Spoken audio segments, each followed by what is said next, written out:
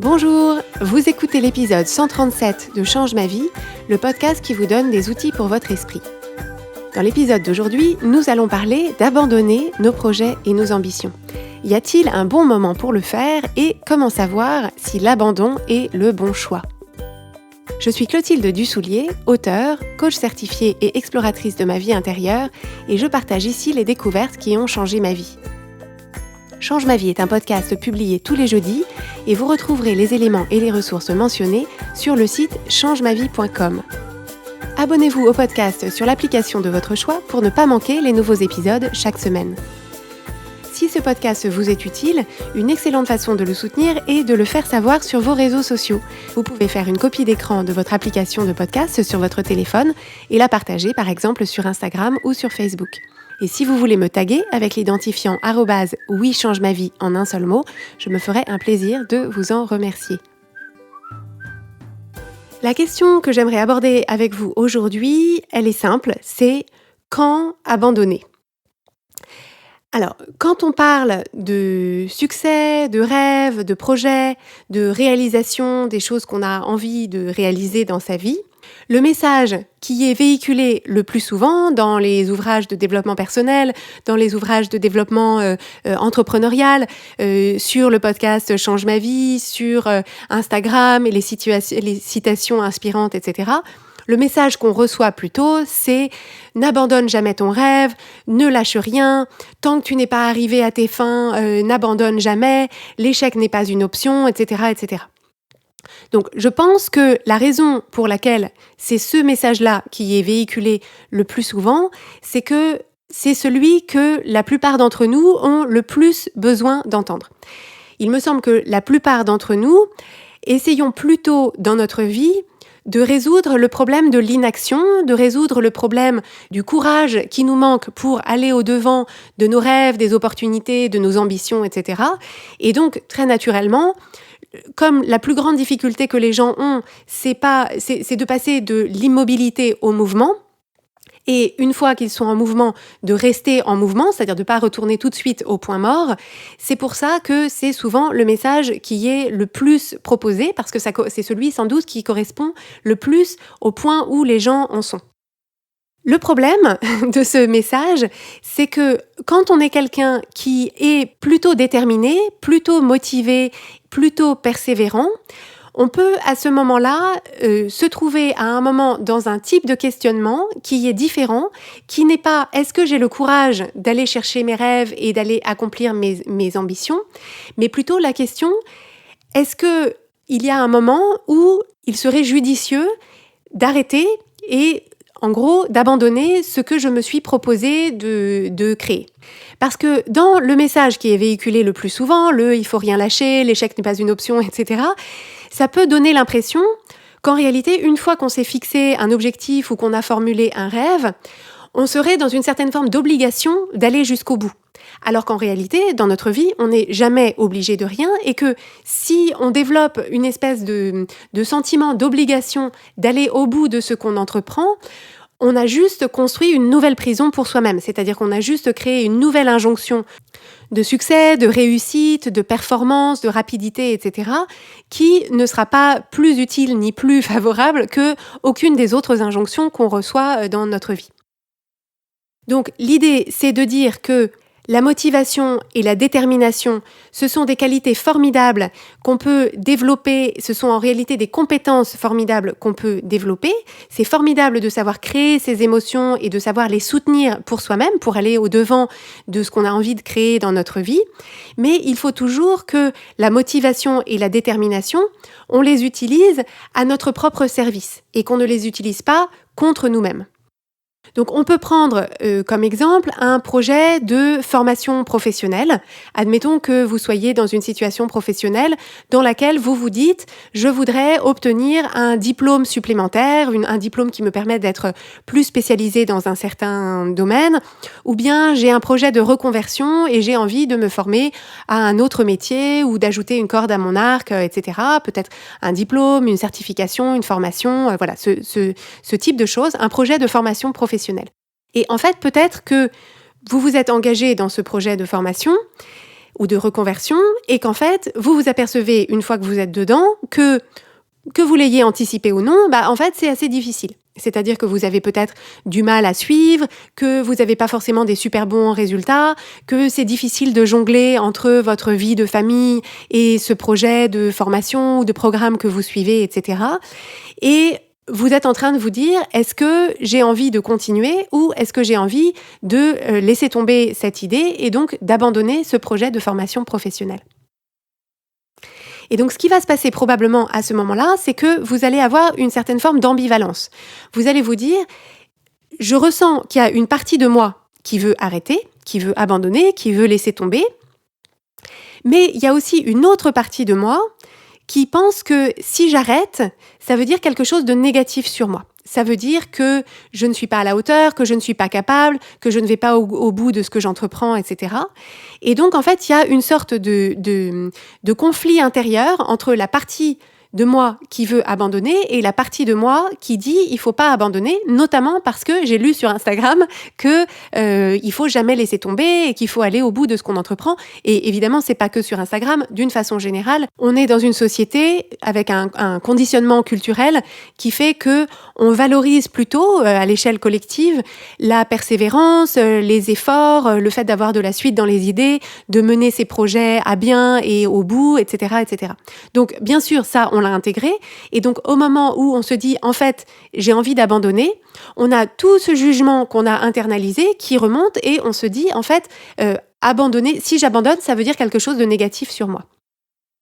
Et la difficulté quand on se retrouve dans ce type d'ambivalence intérieure et de conflit intérieur, c'est que comme c'est un conflit qui nous est complètement intérieur, personne d'autre que nous ne peut le résoudre. On peut demander à 5 personnes autour de nous, est-ce que tu trouves que je devrais continuer à abandonner ?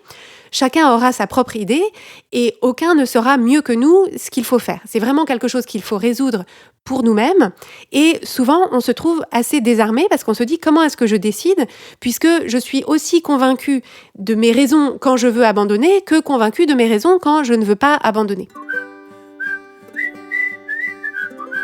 Donc, ce que je veux vous proposer dans cet épisode, c'est une grille d'observation qui va vous permettre de trouver de la clarté dans ce conflit intérieur ou cette ambivalence si vous les rencontrez.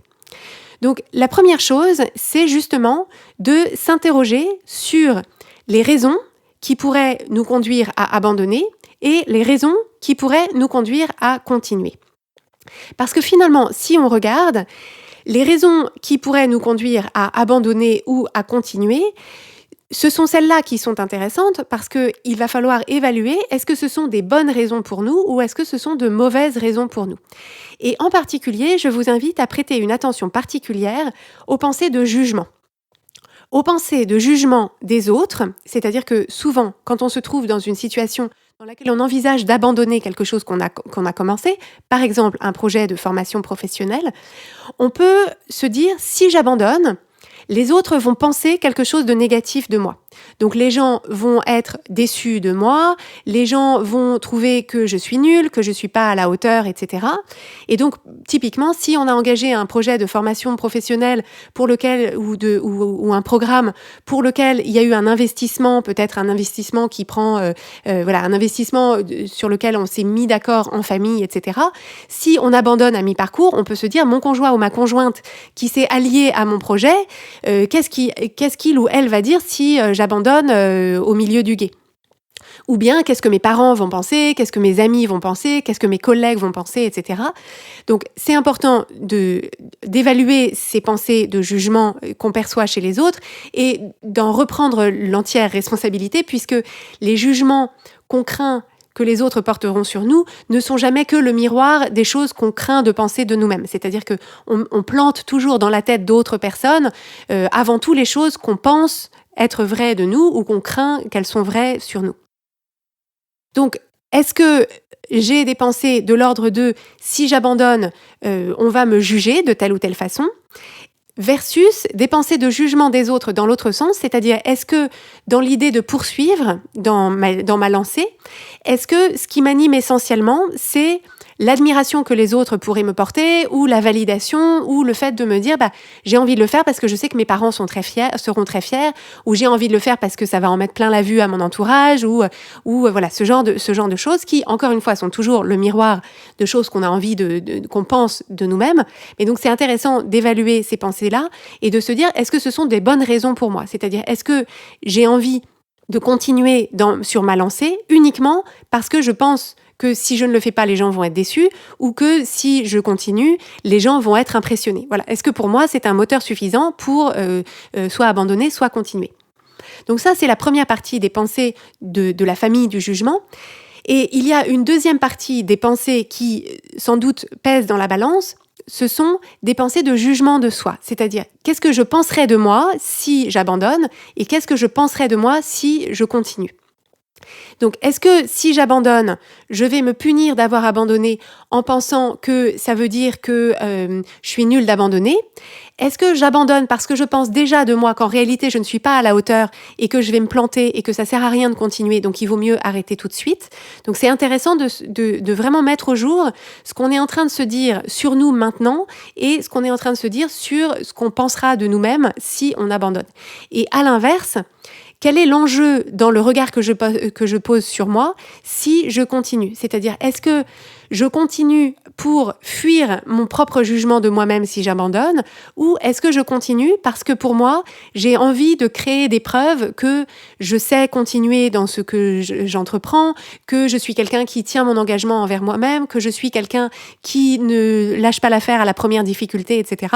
Est-ce que je suis en train, en persévérant et en continuant dans ma lancée, est-ce que je suis en train en réalité de renforcer le regard positif que je porte sur moi-même? Et à ce moment-là, est-ce que c'est pour moi une bonne raison de continuer, ou est-ce qu'en réalité, je n'ai pas envie de ça pour moi et je préfère abandonner? Ceci me conduit à une autre piste qui est d'une importance capitale, c'est au moment où on est face à une difficulté qui nous conduit à envisager d'abandonner, ce qui est vraiment important, c'est de se reconnecter à notre raison de départ. Parce que là, on a parlé des raisons qui pourraient nous conduire à continuer ou à abandonner. Donc ça, c'est les raisons qui sont à l'instant T où on est en train de se poser cette question. Mais bien sûr, la raison pour laquelle on s'est engagé dans cette démarche, ou la raison pour laquelle on a formulé ce projet ou ce rêve ou cette ambition, elle existait dans le passé. C'est-à-dire qu'il y a un moment où je me suis dit, je vais faire cette formation professionnelle ou je vais m'engager dans cette reconversion professionnelle pour une raison qui m'est propre, une ou plusieurs raisons d'ailleurs, mais souvent une raison principale. Et donc, c'est cette raison qui a en fait initié le projet au départ. Et c'est important de savoir évaluer au fil du temps si cette raison reste valable.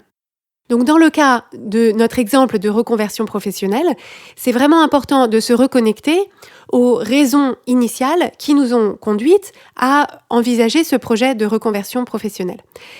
Et l'idée, c'est de se dire, une fois qu'on s'est remémoré ou qu'on a clarifié notre raison de départ, qui était une sorte d'hypothèse de travail ou de présupposition initiale, l'idée, c'est de se dire, est-ce que cette envie initiale, cette raison initiale est toujours valide et valable pour moi aujourd'hui? Et donc, si c'est le cas, je continue parce que rien n'a changé. Ou est-ce que cette raison ou cette supposition initiale, en réalité, ne résonne plus en moi, n'est plus vraie pour moi aujourd'hui? J'ai changé d'avis ou de regard sur les choses. Et donc, est-ce que je me donne à ce moment-là l'autorisation d'avoir changé d'avis, d'avoir changé d'idée, d'avoir changé de regard, et donc d'interrompre ce projet, d'arrêter ce projet, par exemple, de reconversion professionnelle?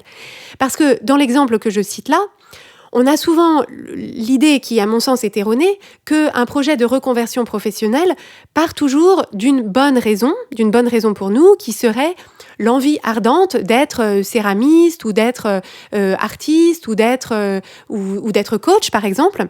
Et où on se dit, si j'ai voulu être céramiste ou coach, c'est forcément parce que j'avais tout simplement envie d'exercer ce métier. Mais en réalité, en creusant un peu, et ça m'est arrivé à de nombreuses reprises en accompagnant des clientes qui envisageaient une reconversion professionnelle ou qui avaient déjà initié une reconversion professionnelle, voire qui l'avaient déjà accomplie, c'est qu'en fait, parfois, on se propose d'entamer une reconversion professionnelle, non pas parce que nous-mêmes, on a ce désir profond d'exercer un autre métier, mais soit parce qu'on a une insatisfaction professionnelle dont on pense qu'elle vient de la profession qu'on exerce. Donc si on se dit « c'est impossible d'être épanoui en tant qu'ingénieur, donc je vais arrêter d'être ingénieur et je vais devenir auteur culinaire », par exemple, on se trompe parce qu'en fait, c'est pas d'être ingénieur qui crée notre insatisfaction, c'est la personne qu'on est dans ce poste d'ingénieur et ce qu'on en pense. Donc la reconversion ne va pas créer une autre expérience, on sera juste insatisfait dans une autre profession. Donc ça, c'est la première chose. Et il peut y avoir aussi une espèce de phénomène c'est dans l'air du temps. Et donc, en fait, quand on a autour de soi des personnes, alors soit dans notre entourage proche, soit qu'on voit sur les réseaux sociaux ou dans les médias, qui ont fait des projets de reconversion et qu'on se dit « Oh là là, ces gens-là qui ont le courage en milieu de vie de changer de vie », ça doit être que c'est vraiment des gens qui sont passionnants, qui ont une vie passionnante. Et si moi, je reste toute ma vie à faire le même métier, ça veut dire que je suis plan-plan et que ma vie n'a aucun intérêt.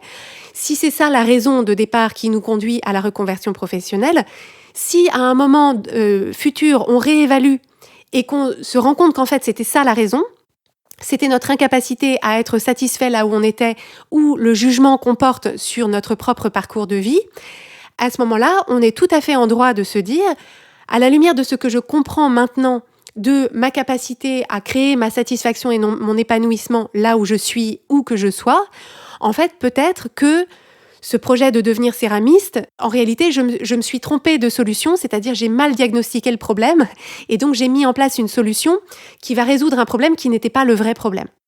Et donc, ce qu'on ne veut surtout pas faire, c'est s'entêter dans une solution qui solutionne un problème qui n'était pas le vrai problème de départ.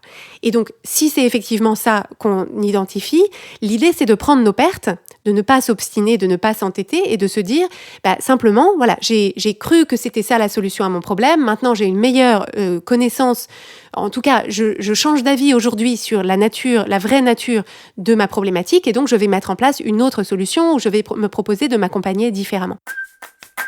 Donc, vous voyez que c'est vraiment l'idée, c'est de se donner la liberté et l'autorisation à tout moment de prendre quelques pas de recul sur nos raisons de continuer ou d'abandonner là tout de suite et ce qu'on en pense, et les raisons qui animaient ce projet ou cette envie ou ce souhait par le passé, et de se dire, est-ce que l'hypothèse de départ que j'avais faite me paraît toujours valable et valide ? Si oui, à ce moment-là, on reste dans le cadre de cette même supposition qu'effectivement j'ai envie d'exercer un autre métier, par exemple plus artistique, mais si je trouve que ma formation de céramiste est vraiment difficile, de quelle façon est-ce que je peux m'accompagner dans cette difficulté, les traverser, les dépasser, etc. De quelle aide, de quelles ressources est-ce que j'ai besoin ? Donc on reste dans la lignée de l'idée de départ, mais on s'accompagne vers l'avant. Soit on se dit, en fait, j'ai fait fausse route et c'est pas grave, je ne vais pas me juger de m'être trompée, tous les humains se trompent et donc il n'y a aucun problème. Il a fallu que je m'engage dans cette voie-là pour comprendre aujourd'hui, c'est-à-dire ça a été nécessaire pour cette prise de conscience aujourd'hui qu'en fait j'ai fait fausse route, donc il n'y a aucun problème. Mais par contre, je vais changer je vais prendre un autre aiguillage et je vais me dire, avec ma nouvelle connaissance de ma situation, de quoi est-ce que j'ai besoin, de quoi est-ce que j'ai envie et comment est-ce que je poursuis mon parcours professionnel et ou mon parcours de vie d'une façon qui correspond mieux à ma connaissance actuelle de ma situation. Et donc en fait, c'est vraiment l'idée, c'est d'arriver à faire le distinguo entre la persévérance et l'obstination entêtée. Et j'espère vous avoir donné des pistes qui vous permettront de faire la différence dans votre propre vie et dans vos propres projets. Si vous aimez Change ma vie, vous allez adorer Change ma vie mode d'emploi. Change ma vie mode d'emploi, c'est le programme de coaching qui va vous donner des ailes pour atteindre tous vos objectifs de vie. Grâce à notre méthodologie unique, nous allons vous guider pas à pas pour développer la vision riche et vivante de ce que vous voulez. Nous allons vous aider à trouver la clarté sur la façon la plus simple et la plus directe de l'obtenir, et nous allons vous apprendre à soutenir votre élan tout du long en surmontant les obstacles avec confiance pour vous sentir avancer tous les jours vers la vie à laquelle vous aspirez. Si vous écoutez Change ma vie, c'est que vous savez que vous avez une vie extraordinaire à vivre. Une vie qui a du sens et un impact, et c'est notre mission et notre passion de vous y aider. Je vous donne donc rendez-vous dès aujourd'hui sur changemavie.com/coaching pour avoir toutes les informations.